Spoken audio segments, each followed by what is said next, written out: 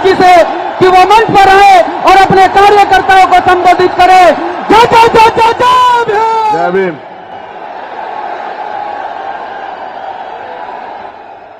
चालीस मिनट चाहिए आपके मुझे। कितने?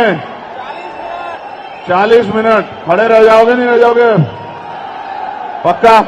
आपको मेरी आवाज आ रही है? ये इस पंक्ति को छोड़ के बाकी सब लोग मेरी एक आवाज को मानते हैं।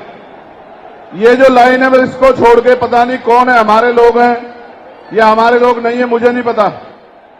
लेकिन आप समझो, मेरी भी दशा को समझो। मुझे अपनी जान की परवाह नहीं, मेरी मौत कल की आती आज आ जाए, मुझे आपकी परवाह है। वरना मुझे आप लोग परेशानी होती, मुझे क्या फर्क पड़ता। आप अपनी जगहों पे बैठ। मैं मानता हूं कि ग्राउंड छोटा पड़ गया, मैं मानता हूं, मैं आपकी बात को समझता हूं। जो लोग मुझसे प्यार करते हैं, 1 घंटा परेशानी झेल लो, क्या हो जाएगा। हम किसान मजदूर के बच्चे हैं, हम किसान कमेरे वर्ग के लोग हैं, हम वो लोग हैं जो सफाई का काम करते हैं, हम वो लोग हैं जो मजदूरी काम करते हैं, हम वो लोग हैं जो बिल्डिंगें बनाते हैं, हम लोग हैं जो खेतों में काम करते हैं। हमें आदत है परेशानियां सहने की, तो सह लो। अगर आप बैठ जाओगे तो मैं अपनी बात रखूंगा, वरना वचन देता हूं कि अपनी बात नहीं रखूंगा। आप जानते हो मेरे नेचर को, मैं वचन देके नहीं मुकरता हूं। अभी आपको तय करना है। इधर वालों को भी कह रहा हूं, आदरणीय एडवोकेट चंद्रशेखर आजाद जी से कि वो मंच पर आए और अपने कार्यकर्ताओं को संबोधित करे। जय जय जय जय जय भीम।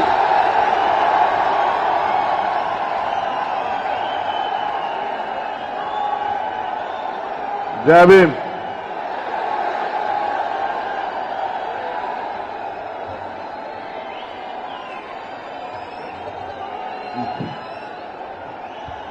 चालीस मिनट चाहिए आपके मुझे। कितने?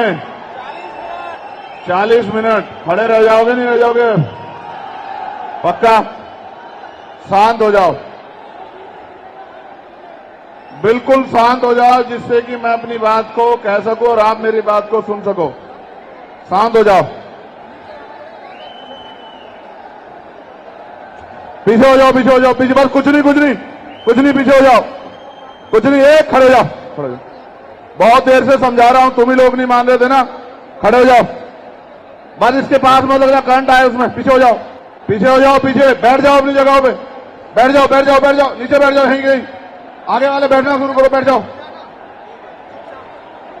जाओ नीचे बैठो, नीचे बैठ जाओ, नीचे बैठ जाओ बेटा, बैठ जाओ,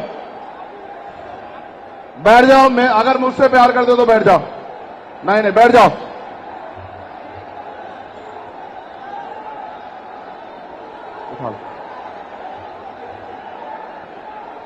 ये क्या करके मारेंगे, ये क्या करके मारेंगे, आई डोंट नो।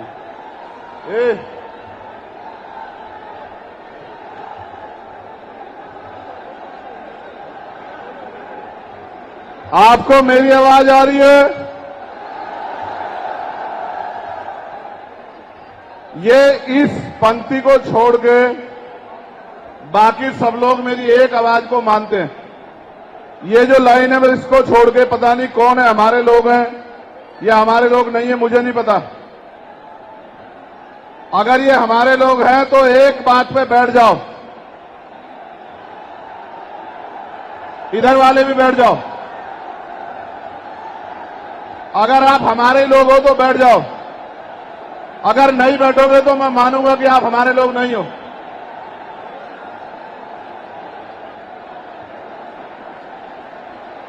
बैठ जाओ, बैठ।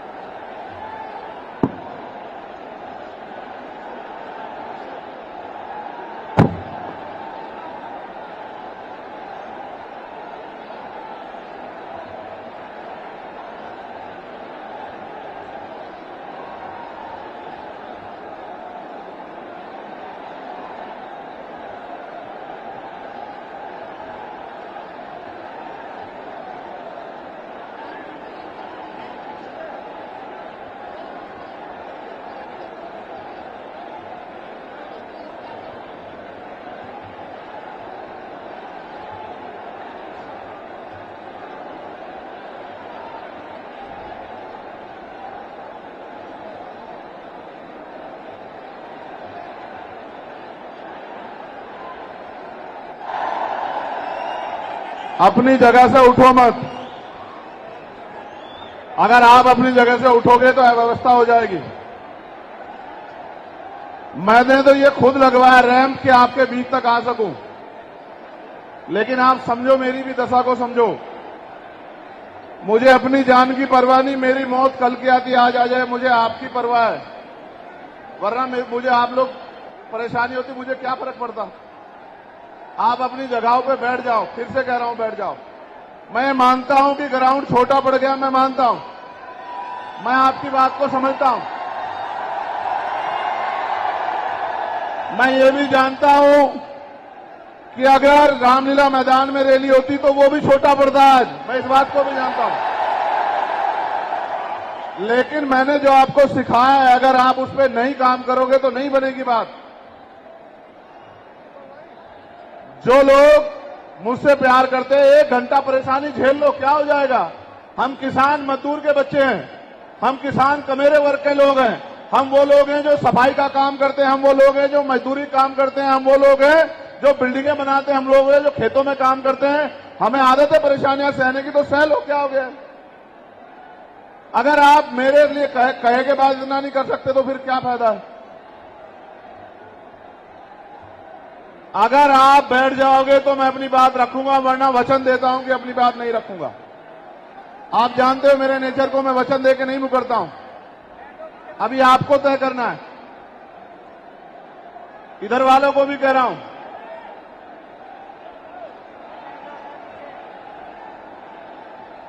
बैठ जाओ।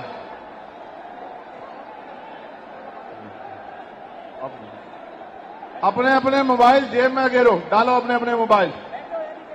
अगर आप सच में मुझे सुनना चाहते हो तो अपने अपने मोबाइल जेब में डालो, जेब में डालो अपने अपने मोबाइल, बंद करो। अगर आप मुझे सुनना चाहते हो तो अपने अपने मोबाइल जेब में डालो, फोन जेब में डालो, मुझे सुनो, यही खड़ा हूं, बैठो, फोन जेब में डाल के सुनो। कभी ऐसा नहीं होता, एक बार कह देता हूं ना माने, कभी नहीं होता है। आज तक का रिकॉर्ड है, एक बार मेरी कही गई बात के बाद दोबारा मुझे नहीं कहना पड़ा है, कभी नहीं हुआ आज तक ऐसा। ये जोश है या अनुशासनहीनता, मैं नहीं जानता हूं।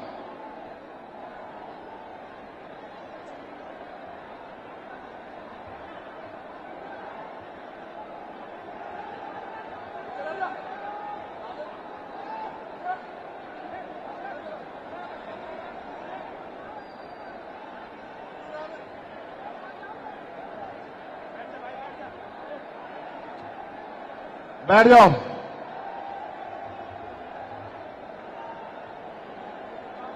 जय भीम। अपनी बात को शुरू करते हुए बहुजन समाज में सभी जाति धर्मों में जन्मे सभी संतों, गुरुओं और महान पुरुषों को नमन करता हूं। सम्मानित साथियों, आज देश के कोने कोने से चल के आए बहुजन समाज के बहादुर योद्धाओं, इस मंच पर उपस्थित आजाद समाज पार्टी भीम आर्मी के सभी सम्मानित नेताओं,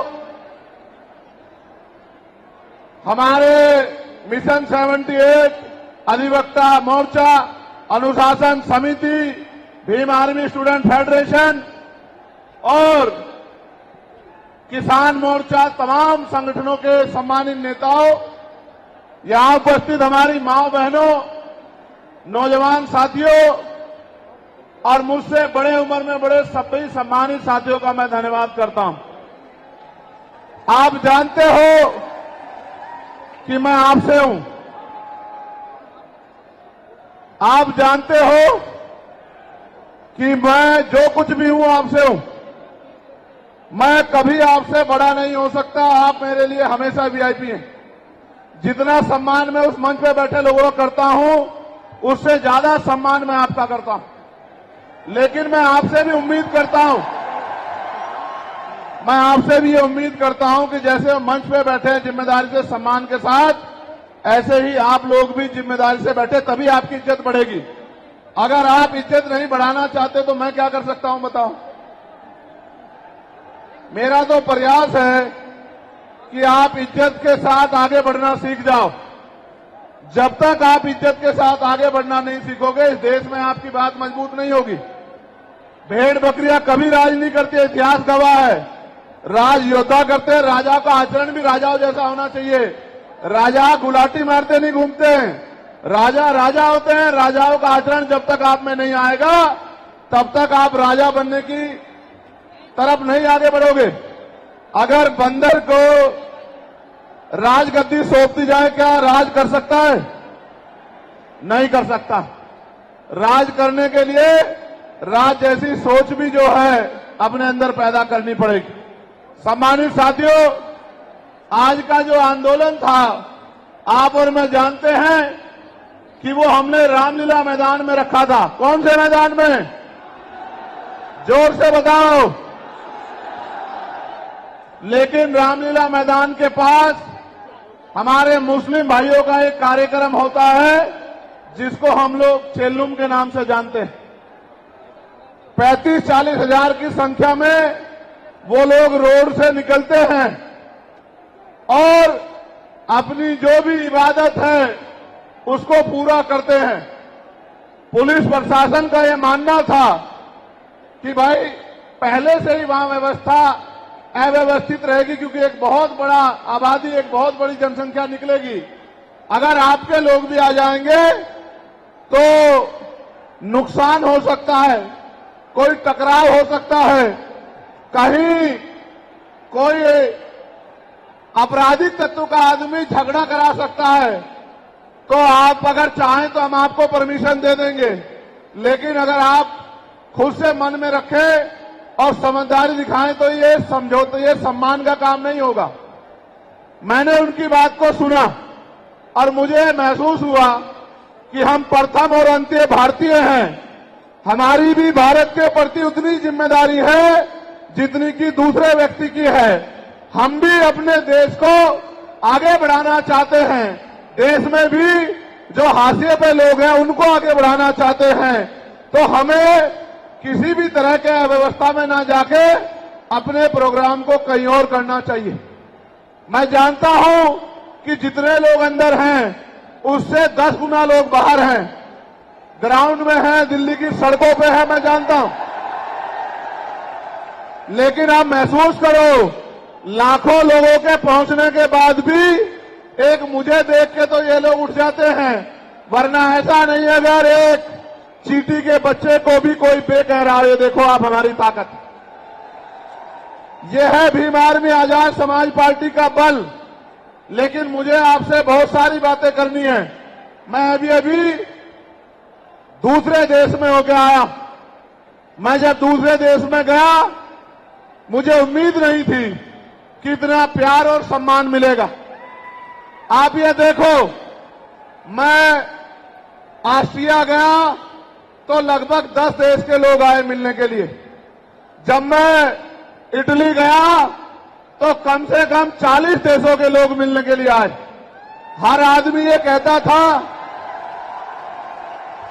कि भैया मैं अपने राष्ट्र की तरफ से, अपने देश की तरफ से, वहां रहने वाले बहुजन समाज के लोगों की तरफ से पैगाम लेके आया हूं कि भाई चंद्रशेखर आजाद हमारे स्टेट में भी आए, हमारी कंट्री में भी पहुंचे और आके अपनी बात को रखें। मैंने उनको कहा कि मैं आपके बीच भविष्य में आऊंगा, लेकिन अभी 11 तारीख को हमारी रैली है। लाखों की संख्या में हमारे लोग वहां पहुंचेंगे, तो मुझे पहले उनके बीच पहुंचना है, उसके बाद मैं समय निकाल के आऊंगा। उन्होंने मेरी बात को माना और 3 दिन का कार्यक्रम करके मैं फिर आपके बीच आ गया। जब यहां पहुंचा तो पता लगा परमिशन और इस तरह की व्यवस्थाएं खराब हो रही हैं। फिर मैं धन्यवाद दूंगा हमारी दिल्ली की टीम का, भाई हिमांशु जी का, भाई महेश जी का, उनके सभी साथियों का, जैन साहब का, कसाना जी का, जिन्होंने, समीर भाई का, जिन्होंने दिन रात एक कर दिया और इस परमिशन को करा के, सीपी सिंह जी का कितना बढ़िया प्रोग्राम आप सब लोग के लिए आयोजित किया। एक बार दोनों हाथ से तालियां बजा के दिल्ली की टीम का स्वागत करें। जब मैं दिल्ली का धन्यवाद कर रहा हूं तो देश भर में जहां से सबसे बड़ी ताकत हमें मिली है, मैं उत्तर प्रदेश की भी पूरी टीम का धन्यवाद करना चाहता हूं, क्योंकि हमारे हर एक आंदोलन में उत्तर प्रदेश अग्रणी रहता है। धन के आधार पे, संख्या के आधार पे उत्तर प्रदेश ने अपनी ताकत का एहसास पूरे देश को कराया है।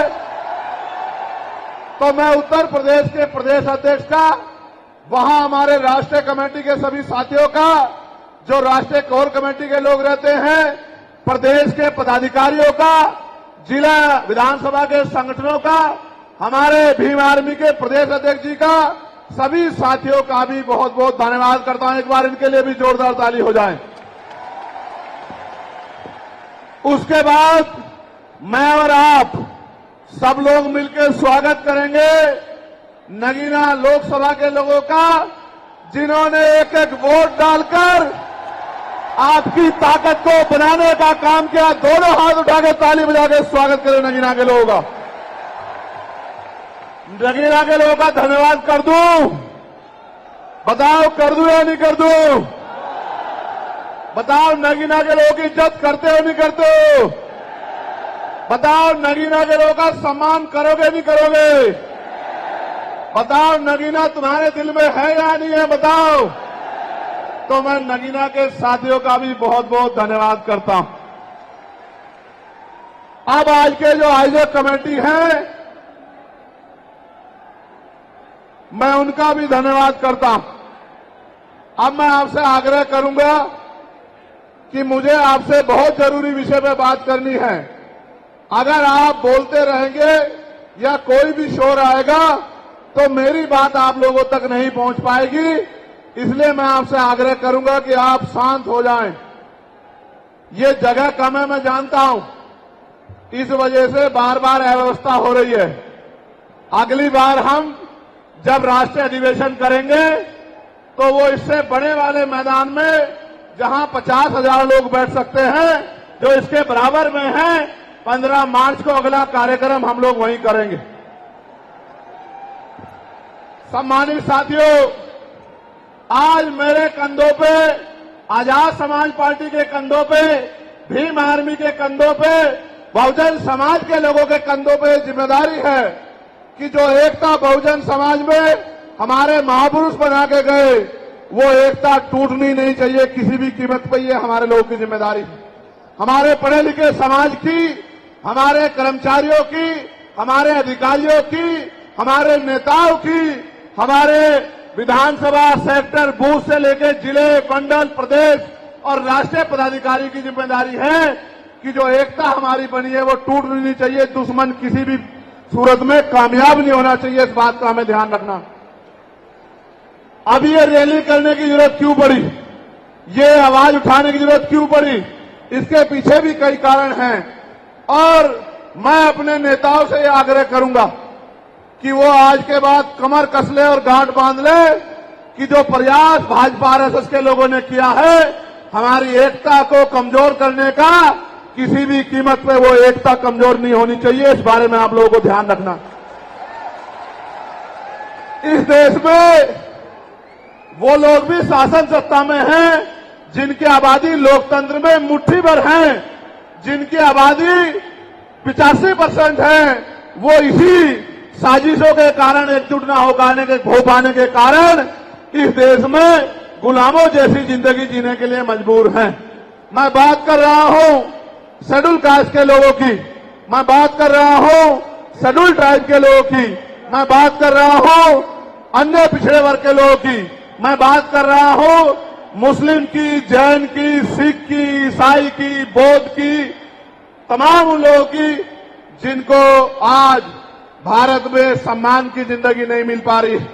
मैं बात कर रहा हूं महिलाओं की, मैं बात कर रहा हूं किसानों की, मैं बात कर रहा हूं मजदूरों की, मैं बात कर रहा हूं नौजवानों की। मैं पहले जो विषय है उस पर अपनी बात रखूंगा, फिर मुझे अपने दिल की बात आपको कहनी है। पहला जो विषय हमारा है जिस पे हम लोग यहां इकट्ठा हुए हैं, उस पे हम लोग क्या करने वाले हैं, सरकार से हमारी क्या मांग है, सबसे पहले उस पे मैं अपनी बात रखूंगा। हमारी पहली मांग ये है कि 1931 के बाद इस देश में सभी जाति धर्मों के लोगों की जनगणना नहीं हुई है।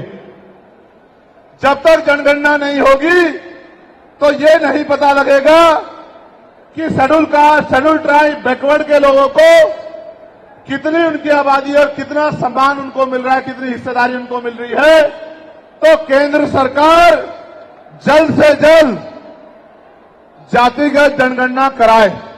जब तक जातिगत जनगणना नहीं होगी तब तक सबसे पहले स्पष्ट ही नहीं होगा जो आज षड्यंत्र किया गया है और कुछ लोगों को जानबूझ के उनके मुंह से कहलवाया जा रहा है कि इस जाति का हिस्सा ये लोग खा रहे हैं, इस जाति का हिस्सा ये लोग खा रहे हैं, इस जाति का हिस्सा ये लोग खा रहे हैं। मैं चंद्रशेखर आजाद आपको वचन देके कहता हूं, अपने बहुजन समाज के सामने जातिवार जनगणना कराइए, उसके आंकड़े सार्वजनिक कराइए।